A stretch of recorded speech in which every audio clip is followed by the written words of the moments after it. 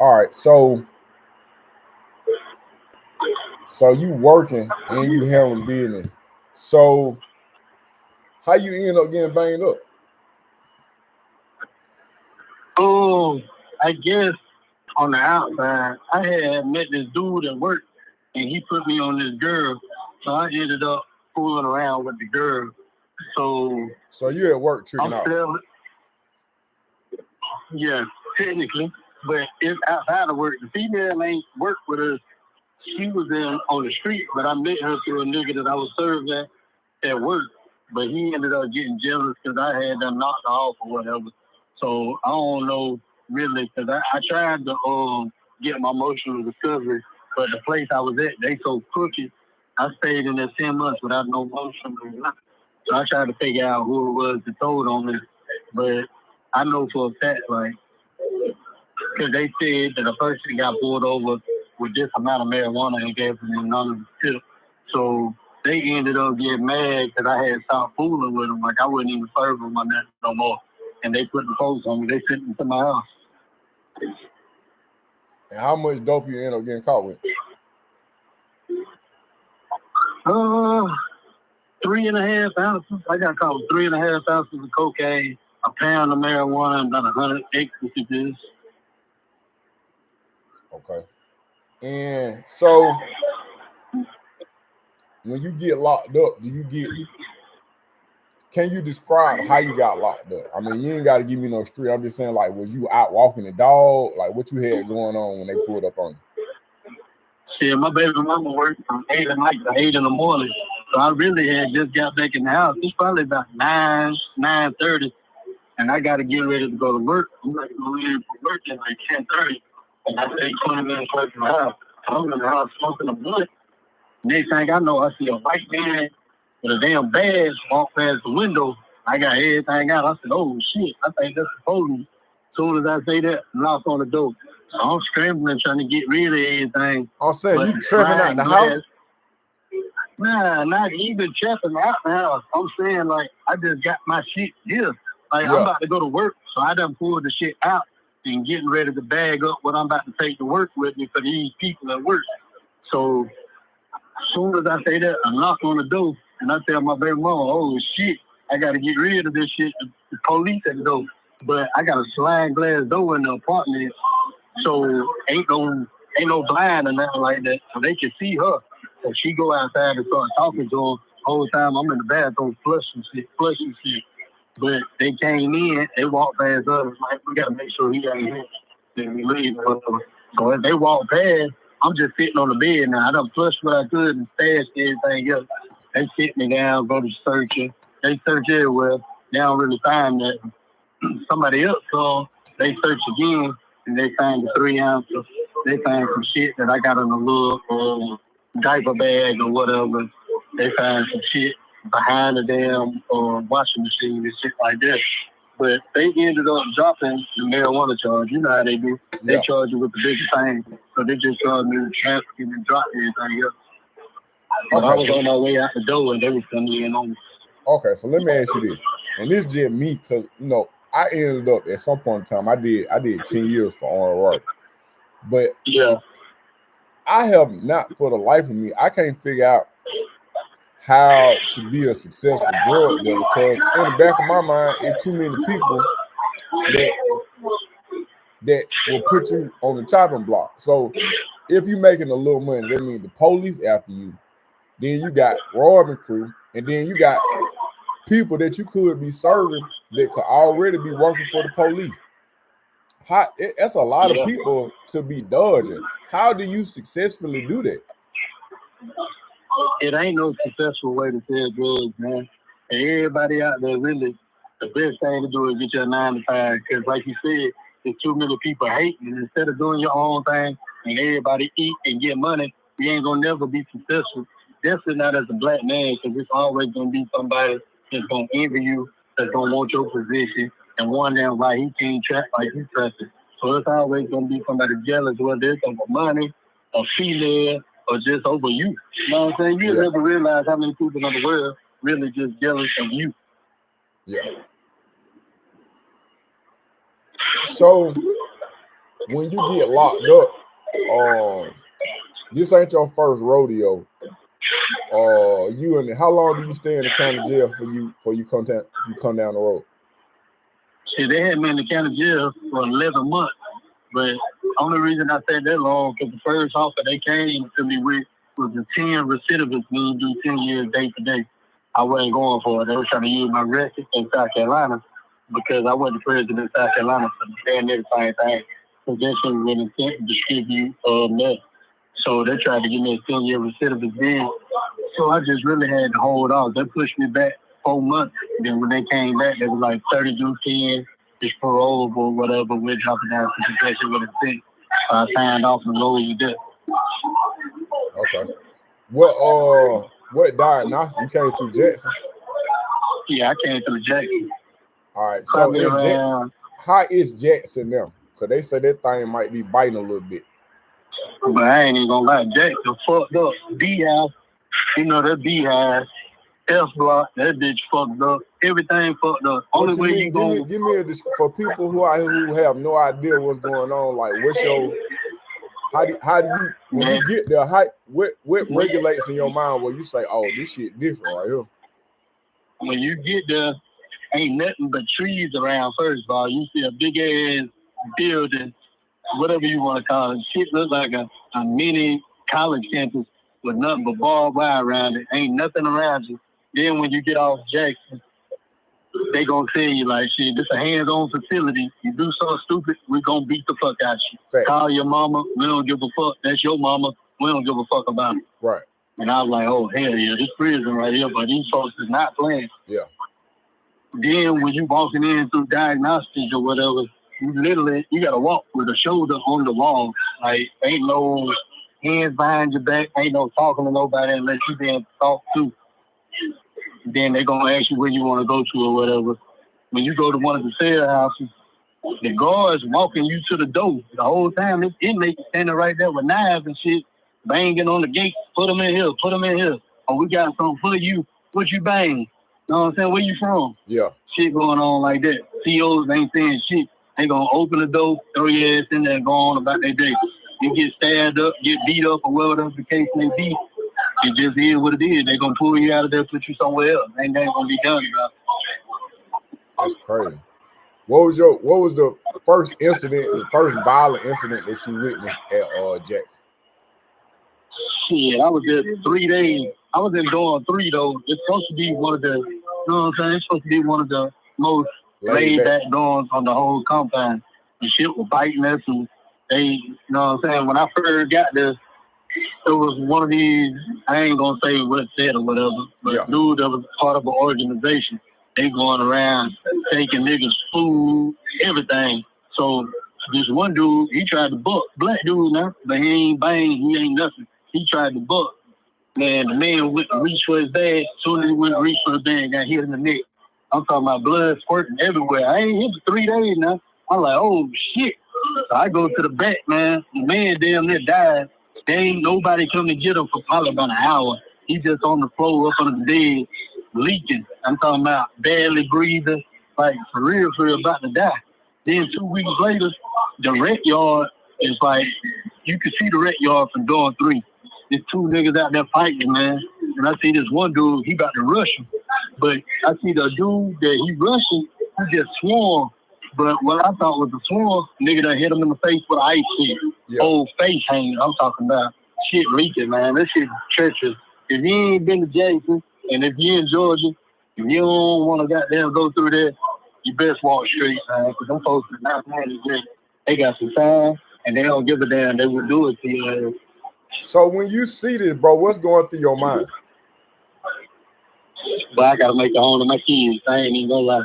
I got to stay out the way, make it home to my kids. Because the 2 rules of chain gang, mind your own business and don't get in debt. Yeah. As long as you do that, you'll be all right. Okay. And how long do you stay at Jackson before you get shipped, though? I was only at Jackson for 4 weeks. But you got people that's done been there 4 months, 6 months, 8 months. As long as you ain't missing your call out and you going to everything and doing what you're supposed to do, you ain't got no mental illnesses, you don't take no medicine, They really get you in out of there. I stayed 4 weeks, and from Jackson, I went straight to a county camp, but I signed up for mobile construction, so I was only there 2 months, and they came pull me. Okay, where did you get your GED at? In Montgomery, in Mount Vernon. Yeah, okay.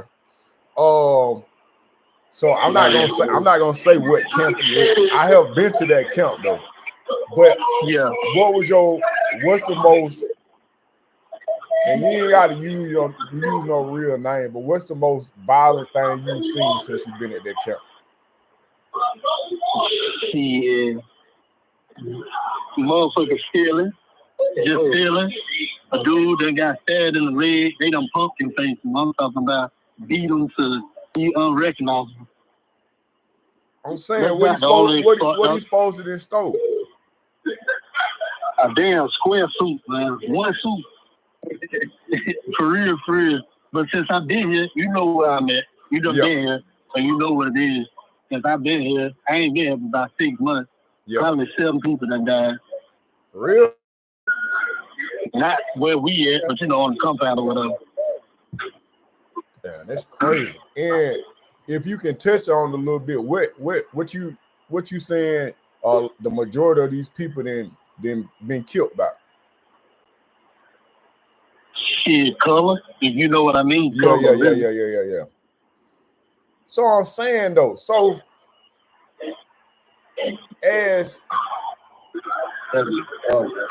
can a civilian survive in that environment? Shit, I'm civilian. I'm surviving. I done did two being civilian. It's just about how you carry yourself, though, man. Yeah. That's really what it's about. As long as you minding your and you staying out the way. You know what I'm saying? That's what it's about, for real. A civilian definitely can survive. A white civilian, that might be a little different. Yeah. It really ain't, and I ain't saying no racist type shit like I'm not kids. But a white civilian, stay at home, man. Like Georgia Jane gang is not for you. What's one of the biggest mistakes you see the young dudes coming in and do? They're getting on their K2, owing debt, or borrowing food, swear they gonna have it on store day and can't pay. So what happened? What happened if you borrow something you ain't got it on store day? Shit, we ain't gonna say that. We're gonna wait for the damn officer to close the door. You're gonna be in the back minding your business, and they're going down. Yeah. It's gonna be up for nothing. You ain't gonna borrow nothing else without paying. You're gonna think twice before you do it. Yeah. And then you know how it is here. Like, CEOs ain't gonna help you. They tell you as soon as you get out the bus here, don't go over there get the piece of shit and you can't pay. They gonna let you. You gonna get in here. You either gonna pay, they gonna get your ass beat. They not pulling you out. It ain't no PC. You're not going nowhere. You pay that money. What you mean it ain't no PC? Yeah, these CEOs is not pulling you out the door. But yeah, they telling you, hell no, we ain't moving. You should have never got that shit. You gotta pay that money. Yeah. So if it's the two things gonna happen, you gonna pay or you gonna get beat until you pay. I'm saying, so dude, my homeboy was telling me about a white gang called Ghostface. Is that a real thing? Or if you don't want to speak on it, you ain't got to speak on it. I ain't even gonna lie to you. Ghostface water down. These niggas don't claim that shit, man. These niggas swear they be Ghostface, but if it ain't 4 or 5 or more of them together, you'll never even know these motherfucking Ghostface, man. Okay. I guess. You know what I'm saying? I'm from Carolina. I ain't never heard of Ghostface till I came to Georgia, but I know for a fact. Remember I tell you I was in Chattanooga, Tennessee, and that's right across the line. When them boys get put in Tennessee, them boys don't even claim Ghostface. They get the shit out of them about this shit. Yeah. So, have you seen anybody OD since you've been in there? Nah, not here. Okay. I ain't saying it ain't going down, but where I'm at, ain't nobody really OD. We had an episode the other day though. Niggas smoked too much. We started seizing up or whatever. We had to throw water on them, bring them back too. But as far as just ODing and, you know what I'm saying, ain't nobody died on that. When you say he smoked, what he was smoking? K2 strips. That's the biggest money maker in chain gang. Like strips, then tobacco. Bro, I You know ain't what I'm figured saying? out what the hell is a strip. I'm trying to figure the shit out myself because the shit had you mad like you on the heroin, but I don't know what's in it, man. Everybody say it might be bug spray on it. Everybody say it might be dip or something else. You don't really know unless you're the person making it, bro. Yeah. So what's the plan when you come home, bro? Shit, I start business management on the 25th, man. I'm doing online things while I'm in here. Hold on, you say you start business management? That's a class that's available there? Nah, it ain't available here, but you know, I got my little shit in order, so I'm doing it online. Okay. But yeah, so I don't know what I want to do. I cook a little bit. My family owned a concrete business, so I don't know if I'm gonna start a little construction business or whatever when I come home. But I'm trying to start my own business, man. I ain't trying to be working for nobody my whole life. So I'm saying, how long you gotta be there before you go home though? Shit, I got a PED, which is a parole eligibility date. You know what that means. Yeah. It don't guarantee that you coming home, but I got a PED for next year, December. For on trafficking, they say your PED gonna turn into your CPM. So hopefully, I got about roughly another year to change. So I'm saying though, what's the likelihood of you staying away from the dope game? Shit, I already know what the likelihood is. I ain't gonna lie. I do my thing while I'm in here to set me up for the street. That way I ain't got to do nothing. I just bought me a car while I've been here. I got my shoe game up, my clothes, my kids taken care of. So as long as I don't go home flat broke, I know I ain't gonna be fucking around with no drugs. Like I said, you ain't gonna never be a successful drug dealer because it's always gonna be something that hate on you. It's always gonna be somebody that envy you. So instead of doing that, I'm gonna goddamn use these tools to my advantage. I just got my GED. I be in damn business management classes. So I'm gonna go ahead and try to start me something up as soon as I come home. Whether it's something small like a grass cutting business or a food truck or, vendors. I thought about doing the vendor and getting pallets and shit from, wholesale and selling them on Amazon. I got a couple good ideas. I ain't gonna put all my ideas out there. Yeah. Somebody might steal my idea and they'll have a good game. Yeah. But I'm definitely coming home on the right foot, man. I got 2 kids, 2 daughters at that.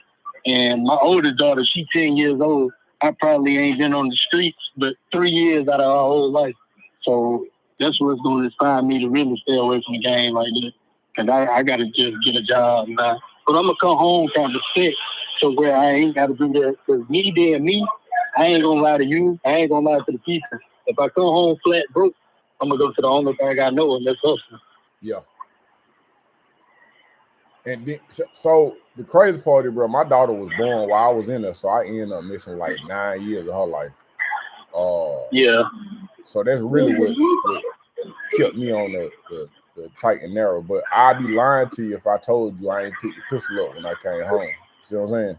Yeah. But yeah, because depending on where you left off, like you say, you went down for armed robbery. Depending on where you left off, you can't walk around without it. Because we might be done forgot, but them people ain't forgot. You can't never get caught lacking like that. Yeah, the only thing about it is, I'll be lying to you if I said I ain't going back out there to do what I do. But as long as I got some money in my pocket, I ain't, I ain't got to go back to that. The only thing that be scaring me about that is that the recidivism is the rate at which individuals are returned back to prison. Georgia has one of the highest rates of recidivism. Why do you think people in Georgia go back to jail so often and so fast? I already know. And that's why I really, I'm about to get the hell out of Georgia too, though.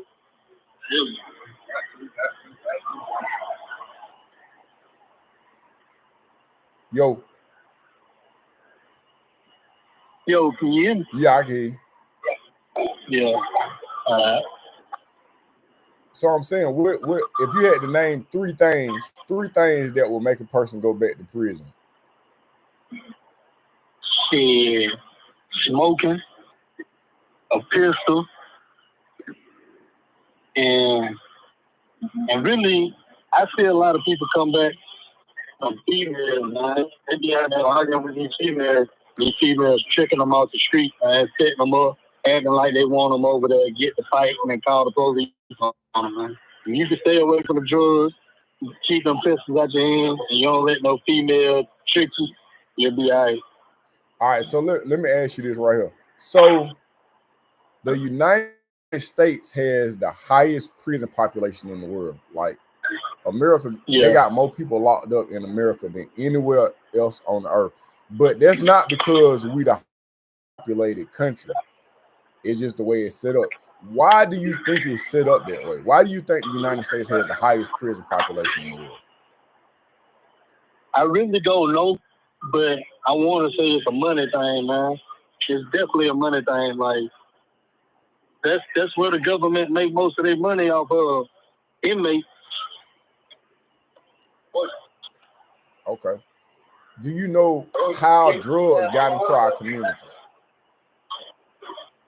I do not, but once again, they got to do with the government, man. I think it's population control, and it's all about the money. When it all boils down and says, government got something to do with everything that we're a part of. Like these phones we own right now, there's somebody somewhere listening to what the hell we talking about. Oh, without a doubt. The only reason I ask you these questions because you like I talk to a lot of people that's locked up and they've been locked up and it's gonna be locked up.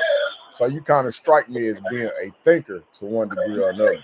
But then sometimes I wonder if we as black men, we actually be seeing the blueprint that be taking place. Like, are you familiar with the Black Panther Party? Definitely. Okay, so you familiar with Huey P. Newton? Who? Huey P. Newton.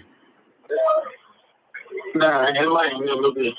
Okay, so Huey P. Newton was one of the founders of the Black Panther Party. And so the way that he was killed was he had then got addicted to drugs and he was running around Oakland and he was robbing dope boys. So then also, are you familiar with the real Rick Ross? Hold on real quick. Hold on. You said the real Rick Ross? Yeah, not the rapper, but the real. Yeah, I know what you're talking about. I ain't had people that try to enlighten me on that. Like, I'm familiar with the Black Panther as far as like I done did a little research on it and I done watched the movie, so I know kind of